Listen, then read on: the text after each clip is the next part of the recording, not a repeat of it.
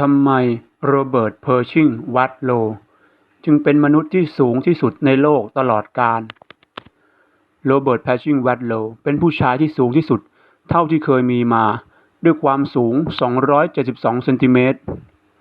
โรเบิร์ตเป็นบุตรชายของฮาร์โลว์ แฟรงคลิน วัตโลว์กับนางแอดดี้ จอห์นสัน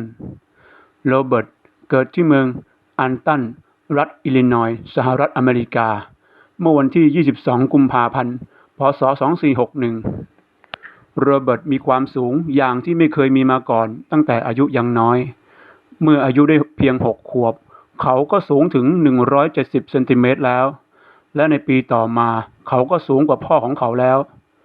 เขาสูงเกือบ2 เมตรในวัย10 ปีเท่านั้นตอนนั้นแวดโลว์ก็มีน้ำหนักถึง100 กิโลกรัมซึ่งตอนนั้นแพทย์วินิจฉัยว่าเกิดอาการผิดปกติของต่อมใต้สมองของเขาแต่แพทย์ในสมัยนั้นไม่แนะนำในการผ่าตัดเอาออกเพราะมีความเสี่ยงในการเสียชีวิตสูงมากโรเบิร์ตมีความสูง244เซนติเมตรเมื่ออายุเพียง16 ปีเขากลายเป็นวัยรุ่นที่สูงที่สุดเท่าที่เคยมีมาและในวัย20 ปีเขาก็มีความสูงถึง260เซนติเมตรและยังคงสูงต่อไปเรื่อยๆเขามีมือที่ยาว30เซนติเมตรและมีเท้ายาว50เซนติเมตรหรือครึ่งเมตรทุกอย่างในร่างกายของเขาคิดเป็น2 เท่าของร่างกายมนุษย์ปกติคิดกันดูแล้วกันว่าไอ้นั่นจะยาวขนาดไหนอย่าคิดลึกนะครับผมหมายถึงขาครับและอีกไม่นานหลังจากวันเกิดปีที่21ของเขาด้วยความสูง267เซนติเมตรเขาได้รับการยอมรับอย่างไม่ต้องสงสัยว่าเป็นมนุษย์ที่สูงที่สุดเท่าที่เคยมีมาโรเบิร์ตใช้ลักษณะทางกายภาพของตัวเองให้เกิดประโยชน์สูงสุดเขาเดินทางหลายพันไมล์ในแต่ละปีเพื่อปรากฏตัวในที่สาธารณชนจนทำให้เขากลายเป็นซุปเปอร์สตาร์ระดับประเทศ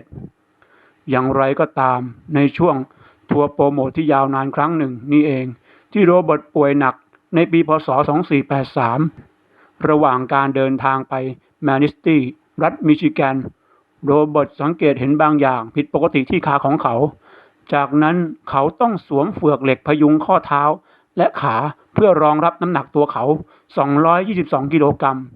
แต่เขาไม่ได้สังเกตว่าเหล็กดัดนั้นถูกับผิวหนังของเขาจนกระทั่งวันหนึ่ง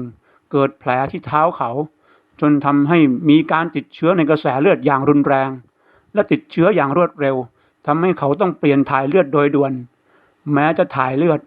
แต่ในที่สุดเขาก็ยอมจำนนต่อการติดเชื้อ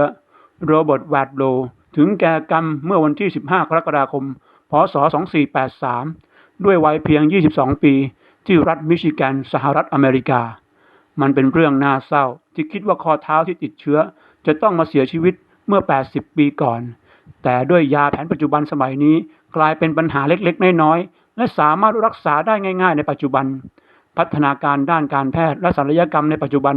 มีความก้าวหน้ามากพอที่จะแก้ไขปัญหาเหล่านี้ได้ก่อนที่จะเป็นอันตรายถึงชีวิตโดยก่อนเขาเสียชีวิตไม่นานเขามีความสูงถึง272เซนติเมตรและหนัก222กิโลกรัมในงานศพของเขามีผู้เข้าร่วมถึง 40,000 คนในวันที่19กรกฎาคมพ.ศ.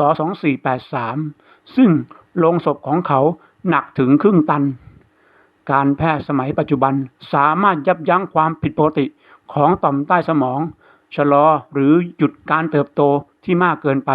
ก่อนใครก็ตามที่เข้าใกล้ความสูงสุดของโรเบิร์ต วัตโลว์เมื่อโลกมีการพัฒนาทางด้านการแพทย์ที่มากขึ้นไม่น่าเป็นไปได้ที่เด็กที่โตมากับปัญหาต่อมใต้สมองที่รุนแรงกว่าโรเบิร์ต วัตโลว์จะไม่ได้รับการรักษาโดยแพทย์นี่จึงเป็นสาเหตุที่ทำไมความสูงของโรเบิร์ต วัตโลว์ถึงไม่มีวันถูกทำลาย